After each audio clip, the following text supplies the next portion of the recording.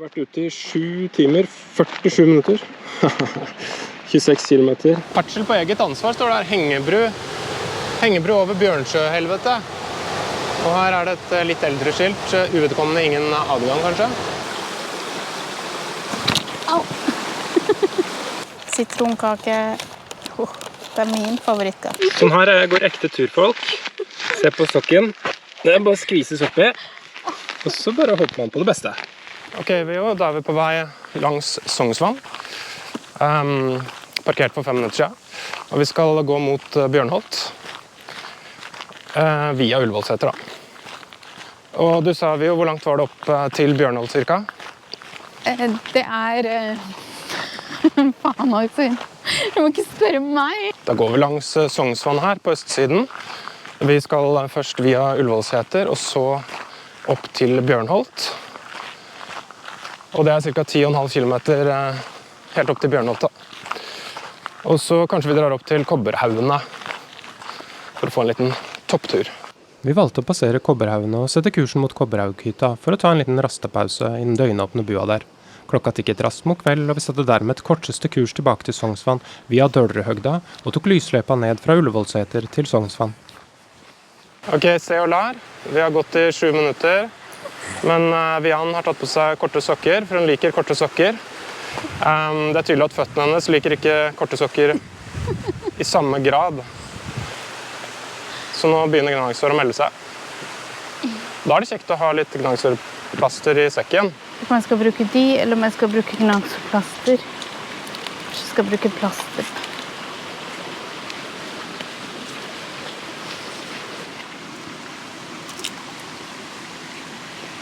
Kompid redningen, det. Ja, herregud. Jeg vet ikke hva jeg skulle ha gjort. Da hadde vi måttet bryte allerede nå.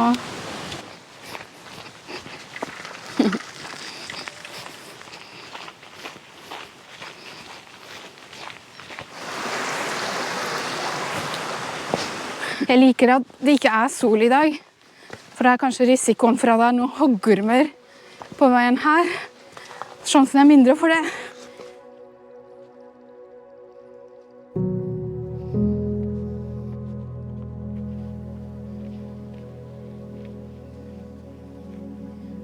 Nå kommer vi straks til Lille Åklungen. Vi følger en blåmerket sti oppover fra Sognsvann. Veldig fin sti. Litt sånn kronglete med mye steiner og røtter, riktig nok, men man føler I hvert fall at man ute I naturen, I stedet for å gå grusveien.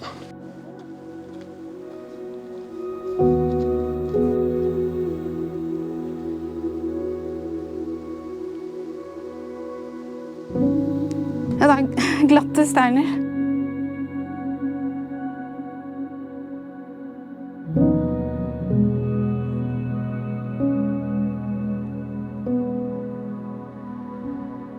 Fy søren. Skal vi prøve å redde den?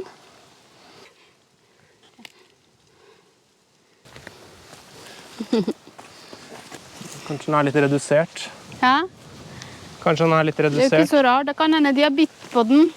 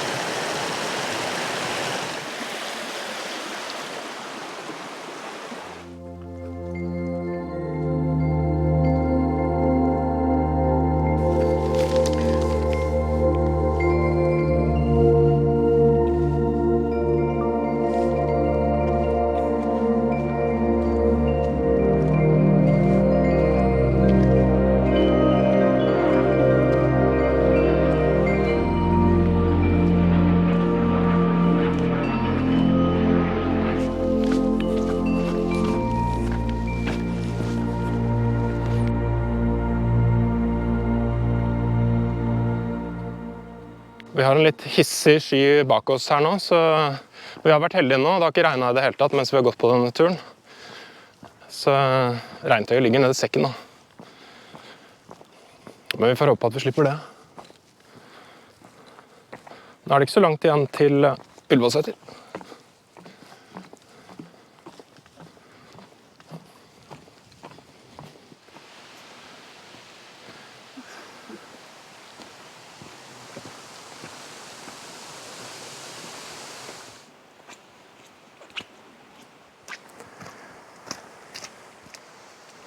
Der var det faktisk litt fine blåbær. Vi må sjekke oss for flott etterpå. Ja, da ankommer vi Ullevålseter, men vi har ikke tid til å gå inn og smake på kaken der i dag. Dette stedet har vært drevet av samme familie siden 1927 som serveringssted. Da har vi passert Ullevålseter, på vei videre til Bjørnholt. Og det sto på skiltet at det var 9,9 kilometer fra Ullevålseter. Det tror jeg er et tilfelle du går frem 100 meter, 50 meter tilbake igjen. Ja, for der står det Bjørnholt 5,3. Ja, der står det, ok. Så kanskje det var Bjørnholt via en annen. Ja, dette skiltet her stemmer. 5,3 kilometer, eller 5,7 via Bjørnsjøhelvete, faktisk. Ok, så da skjærer vi av veien her, og så går vi mot Bjørnholt. 4,6 kilometer, eller 5 kilometer via Bjørnsjøhelvete. Da får vi se etter hvert hvilken rute vi tar.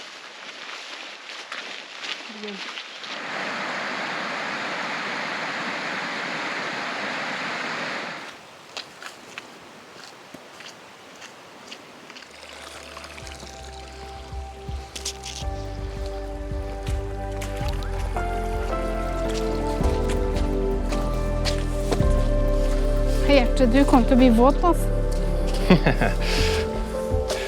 Småvåt. Men det er deilig temp da, så det er ikke så ille.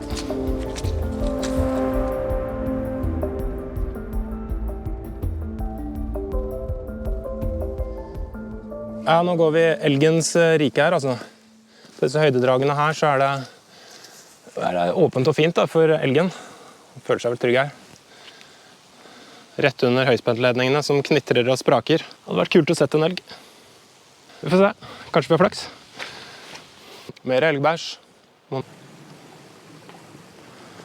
Ja, det er skikkelig høy fuktighetsnivå her. Og vanvittig grønt. Og litt regnskogaktig, som du sa.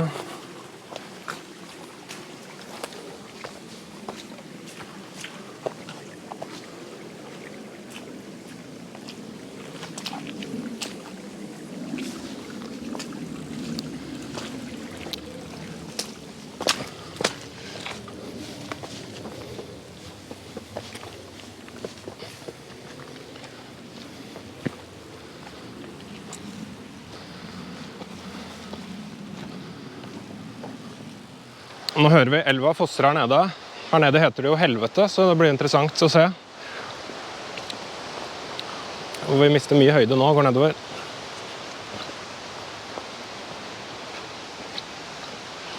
Ja, om litt vil dere se at det er store høyspentmaster i dette området, og konsesjonen til utbygging ble gitt i 1943 av nazistyret.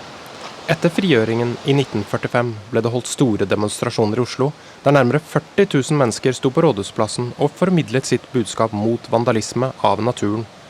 Motstanden hjalp ikke riktig nok, og bystyret vedtok bygging på grunn av det stadig økende kraftforbruket i hovedstadsregionen. Ferdsel på eget ansvar står det her. Hengebru over Bjørnsjøhelvete. Og her er det et litt eldre skilt, uvedkommende ingen adgang kanskje. Ja, det kan vi ikke bry seg om. Skal vi se, her henger det noen greier her også. Skal jeg kjapt sjekke hva som står her. Ja, Bjørnsjøhelvete ble altså beskrevet av Peter Kristen Asbjørnsen, som vi kjenner fra eventyrinnsamlerne Asbjørnsen og Mo. I fortellingen En natt i Nordmarken, som ble utgitt i 1845, skildrer han en fisketur i Nordmarka. Jeg skal ikke driste meg til å lese hele dette utdraget, men et stykke ned i teksten kan man lese. Den der vil fiske og ferdes her, må ei kjenne frykt for vann eller fjell eller himmel. Ti ofte er kløften så trang at bredderne forsvinner, og man må vade gjennom elven. Under tiden senker bunnen seg, og det dannes et svelgende dyp. En sortladent kulp med steile vegge. Ved hvis øvre ende elven i en skummende foss styrter fiskerne i møte. Selve hengebrua den er jo nettopp rehabilitert og er veldig fin og trygg å gå over. Ja, den opprinnelige hengebroen ble jo satt opp i 1954 av Oslo Lysverker, og det var for å frakte både folk og utstyr tørrskodd fra den ene til den andre sidene i forbindelse med arbeid på kraftlinjene. Ja, så spør man seg kanskje hvorfor kalles dette stedet for helvete, eller Bjørnsjøhelvete. Asbjørnsen beskriver det også i sin skildring. Det er nettopp tømmerfløtingen i gamle dager som skapte dette slags helvete. når demningen oppe ved Bjørnsjøen ble åpnet, og vannet fossa nedover sammen med alt tømmeret, så kunne det fort klogge seg fullstendig mellom klippene der det trangt i elva, og tømmeret kilte seg dermed fast, og det var utrolig klønete arbeid å få løsnet det igjen. Rett og slett et helvetes arbeid, en helvetes jobb. Så det var et vanvittig arbeid som ble utført på den tiden. Det her var jo en naturopplevelse i seg selv, det. Her står det litt mer om denne hengebrua over Bjørnsjøhelvete. Den er laget av den samme stålvaieren som ble brukt i disse kraftlinjene, Holslinjene. Og hengebrua har et spenn på 22 meter. Og den er jo rimelig spektakulær da, med Bjørnsjøelva frådende 13 meter under. Ja, det er jo interessant å lese at Statnett i 2019 bestemte seg for å bli kvitt denne hengebrua fordi den ikke spilte noen rolle lenger i driften av Holslinjene. Sindre Langås tok initiativ til en folkeaksjon for å verne denne brua. Og i 2020 så ombestemte Statnett seg, og Byantikvaren satte den til og med på gul liste.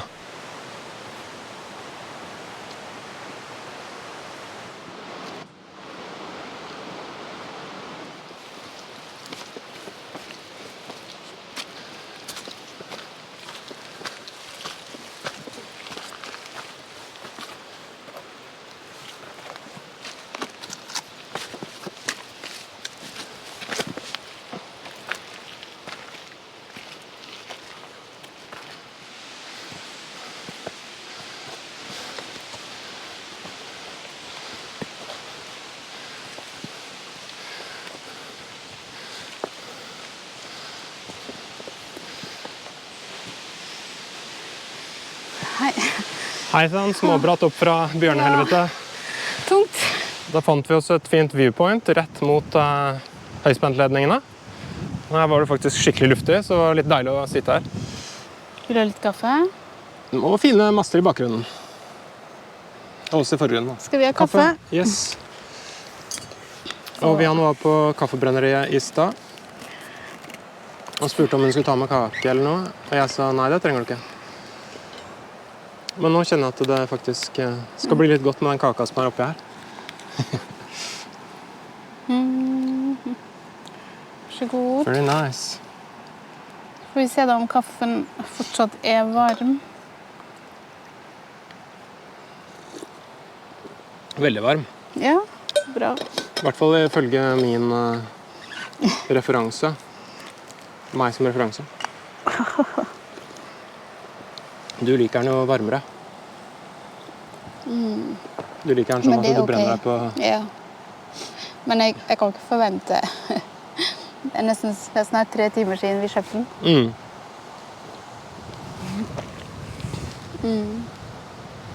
Ja, for vi har gått på min klokke 9:91.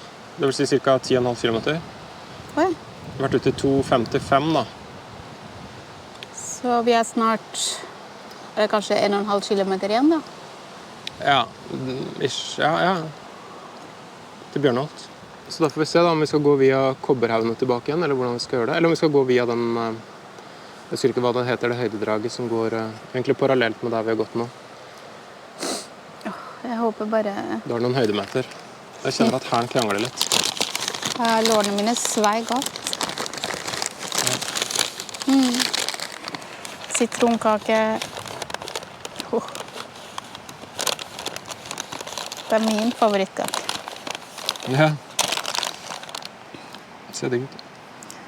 Ja.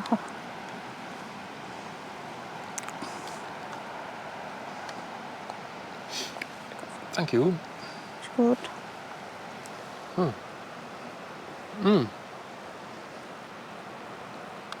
Det var nice.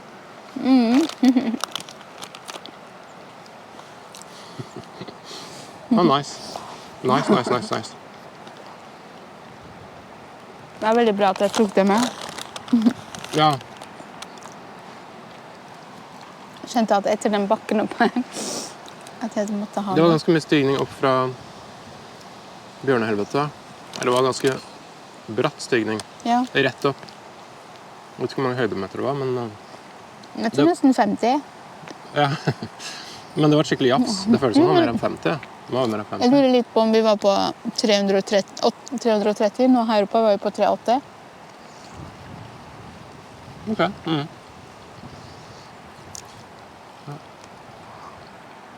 Men 50 på veldig kort avstand, det er mye. Rett opp. Nesten klatring. Øystein, den er din. Men jeg har jo den der. Jo, men du fikk en litt mindre bit, da. Jeg er veldig rettferdig. Ja. Det er sånn. Ta.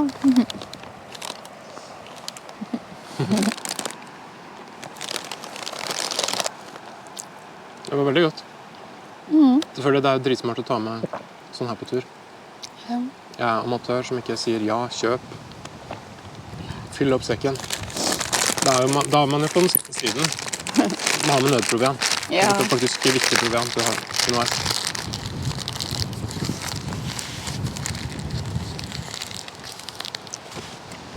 Ja. Ja, så det øker turgleden. Ja, Jeg tenker i hvert fall kaffe på tur og det er sant. Jeg ser litt på utsikten her.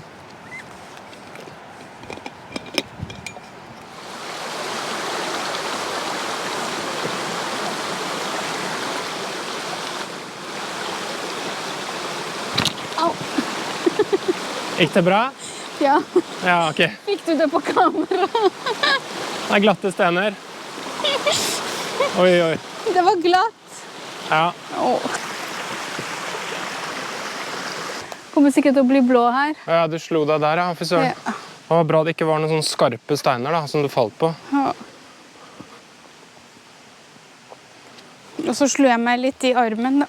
Ja, vi er på Bjørnholt nå. Ok, men det var jo bra. Var det kortere enn du trodde? Ja, altså det var enklere enn det jeg trodde. Ja, vi har gått 11,5. Ja.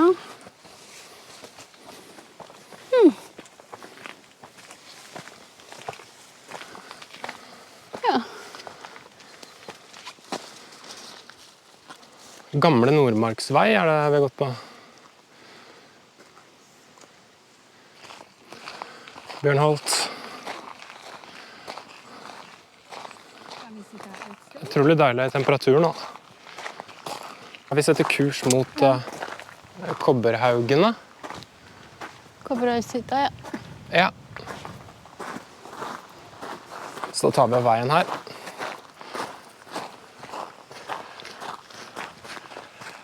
Hei! Oi. Så her kan man egentlig bare ta oss og ro bort til kikkhutstua, da. Ja. Kanskje vi skal bli litt James Bond og bare Se på den der borte. Er det en lom, eller? Hei. Vet ikke om den kommer helt tydelig frem på GoPro, men Ja, det var veldig fint her, da. eller kanskje det er en grågås. Ja, det var pent. Ja.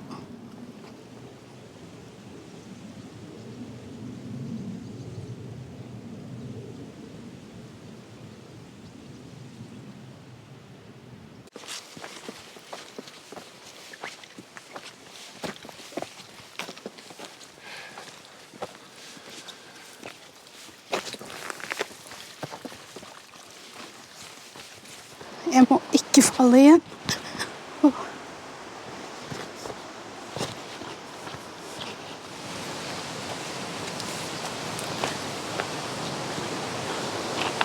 Her passerer vi nå demningen som ligger helt øverst i Bjørnsjøelva, eller der Bjørnsjøelva renner ut fra Bjørnsjøen. Og her ser dere, her er sklia rett og slett, som tømmeret ble ført ut på i gamle dager, da de drev med tømmerfløting. Så det føles litt som å gå i et museum når man passerer her.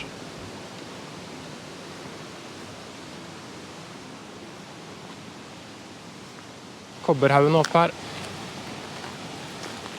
Nå skal vi stige et par hundre høydemeter, er det? Det er bra vi stiger oppover Og det er tungt. mot Kobberhaugene. Ja, 488 meter nå, da. Ja.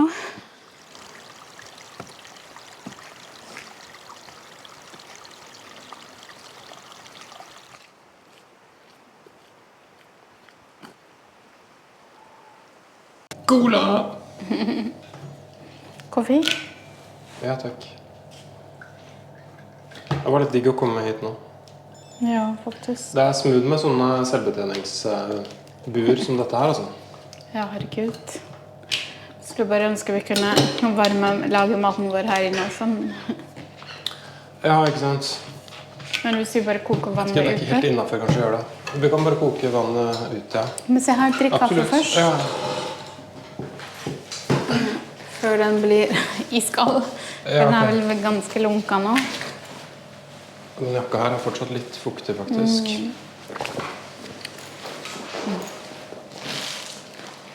Kobberhaugshytta. Skal vi se hvor langt vi har gått da. Altså, ikke spør meg. 15.26. For ifølge min klokke har vi gått 19,33. Ja, ok. Ja, vi har gått 15,8 eller noe sånt, tenker jeg. Ok, da har vi fortsatt 6-20 kilometer igjen.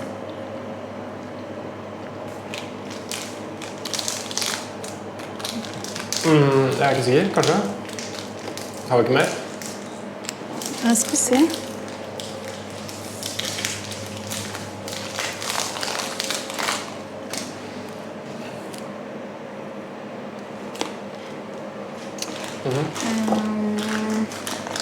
Og det smakte bra med Snickers nå.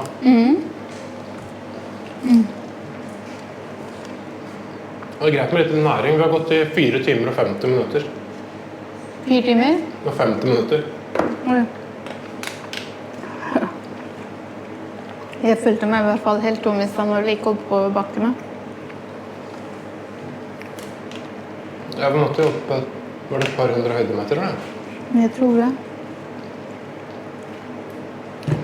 Sneia forbi Kobberhaugene. Ja, det blir dessverre ikke.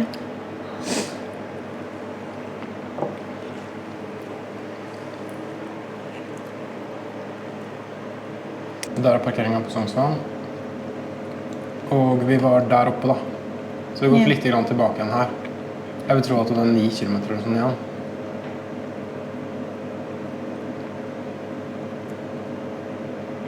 Men vi har noen muligheter her til å gå på vei blant annet, da. Så da går det ganske fort. Jeg tror vi bare sikter egentlig korteste vei mot Ullevålseter. Og deretter strake veien mot Sognsvann. Så hvis vi zoomer inn litt grann her, så ser vi stiene. Alternativt er her. Bort til Blankevannsbråten der. Her er det vei. Så her kan vi dunke vei egentlig hele veien. Det er jo terrorisering av hæren, men kanskje det er like greit. Altså, klokka er jo... Hva er det blitt da? 18.22, ja. Ok. Klokka er ganske mye. Hele den der må du spise etter. Yes, da fikk vi oss litt nødprodent på Kobberhaughytta. Været er ikke så veldig nice nå, og vi har 9 kilometer cirka igjen til Sognsvann. Og det regner.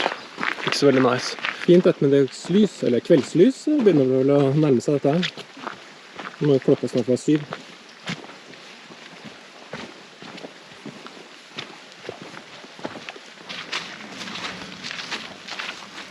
Nå har vi et moltejakt her.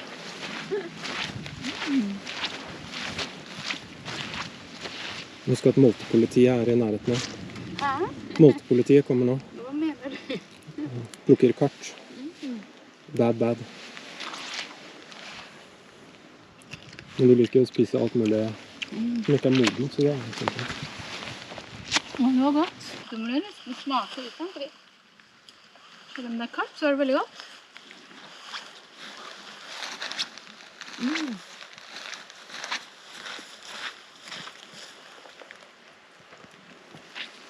Cirka 11 kilometer igjen til Sognsvann, da. Cirka 11 kilometer igjen til Sognsvann.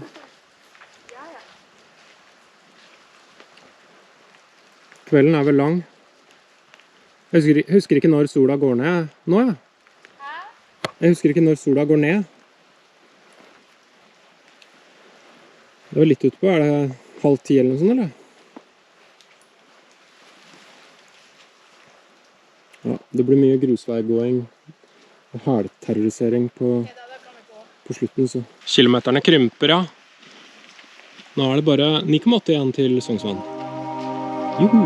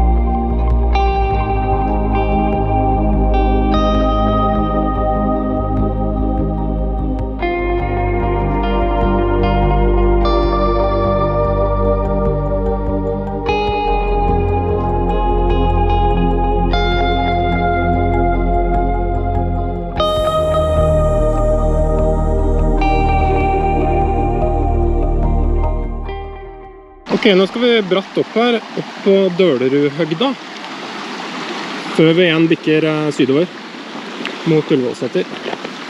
Så får vi se da.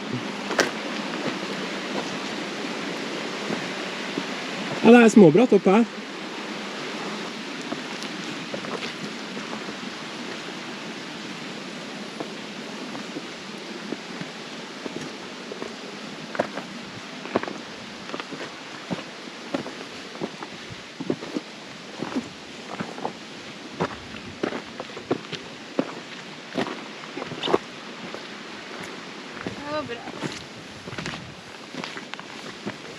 Jeg kjenner det river litt i lårene.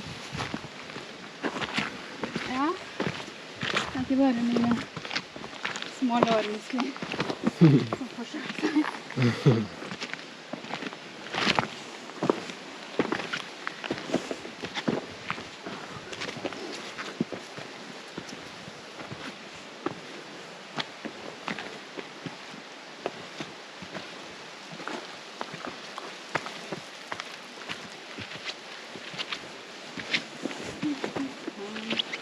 Det var kort og effektiv den stigningen der. Så da kommer vi opp til Stikerhuset her, ja. Så vi har faktisk gått bare 2,5 kilometer. Men det er greit, det. 9,5 fortsatt. Fortsatt 9,5. Jeg tror det er litt sånn gjenbruk av disse skiltene. Så. Vi lager et skilt og setter det opp. Som en val. Hva sa du? Jeg puster som en val. Ja. Puste litt, ja. Det er lov det. Det er ganske bratt opp her. Det synes vel ikke på GoPro i det hele tatt, tenker jeg.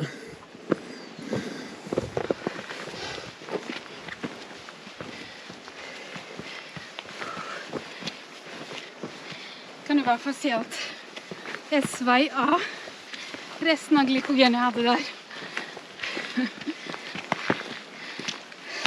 Det er bra vi har en sånn lion i sekken da. Helt tomt nå. Det var vel toppunktet, ja. Jeg er på tunga. Så nå går det bare nedover. Det er smooth. Nedover mot Ullevålseter. Så den høgda her er egentlig veldig fin å gå på. Her er det mye blåbær. Hva så da? Sinnssykt mye blåbær.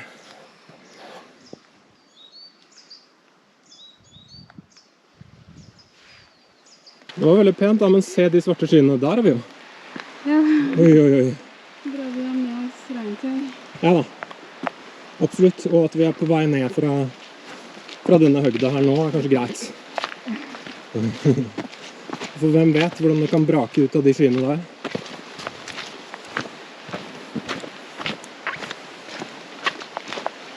Det var veldig pent her oppe, altså.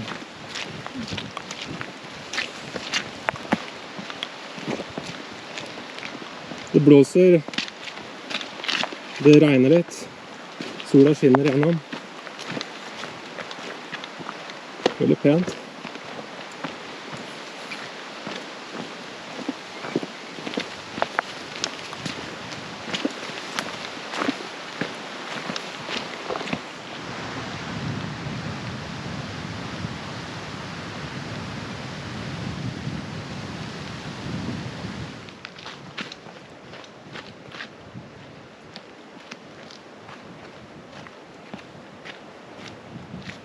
Da er det nytt skilt. Vi har jo gått noen meter i det minste, da. Men det ser ut som det er nøyaktig samme distanse fortsatt til både Ullevålseter og til Sognsvann. Så det blir jo syka ned litt grann her. Nei, det gjør ikke det. Vi nærmer oss stadig. Og det er jo så deilig å gå nå, uansett. Så dette er bare nice.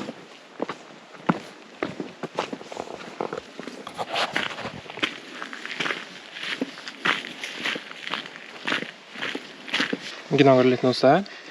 Ja, eller sånn, jeg tror det var et stein der. Det er en stein, ja. Det er lurt å få steiner opp i skoen.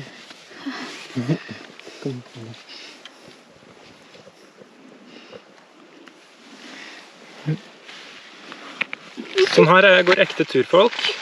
Se på stokken. Det er bare å skvises oppi. Og så bare hopper man på det beste.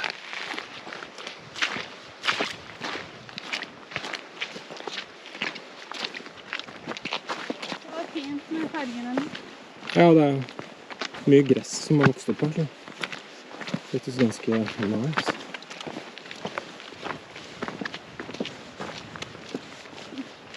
Og vi ser jo fortsatt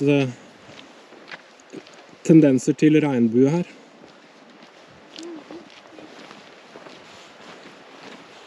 Og det treet her er litt i bakken, kan man si.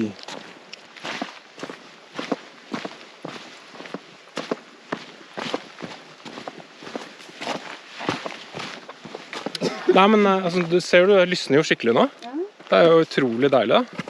Så vi kan jo se om vi, hvis vi finner et sted hvor det kan være fint å fyre opp MSR-kittet og koke litt vann og lage real.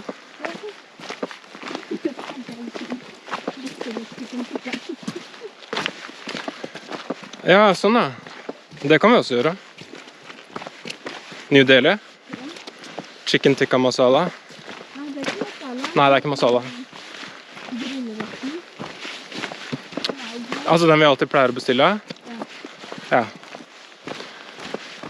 Den er verdt pengene.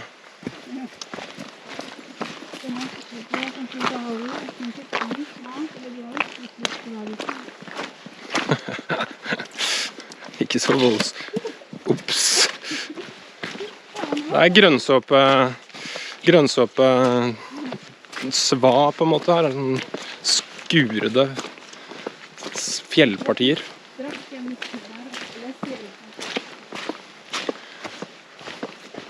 Ja da, men New Delhi høres jo for så vidt godt ut da. Den real turmaten kan vi jo ta senere. Ok. Kanskje greit med litt energi nå, som vi setter på kobrahytta. Middagen til hjemme.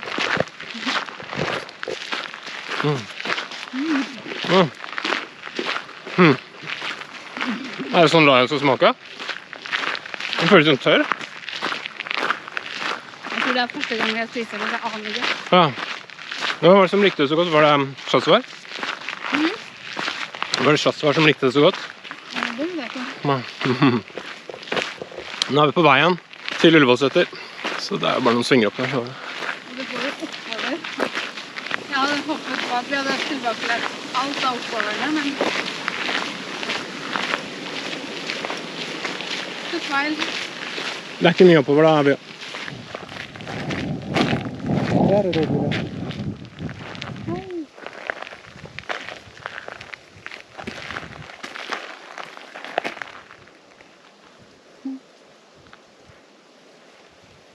Så stille.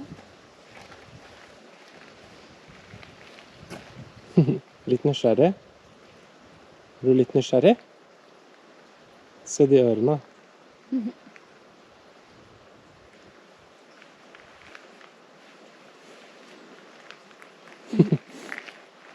Da er det noen 100 meter igjen da.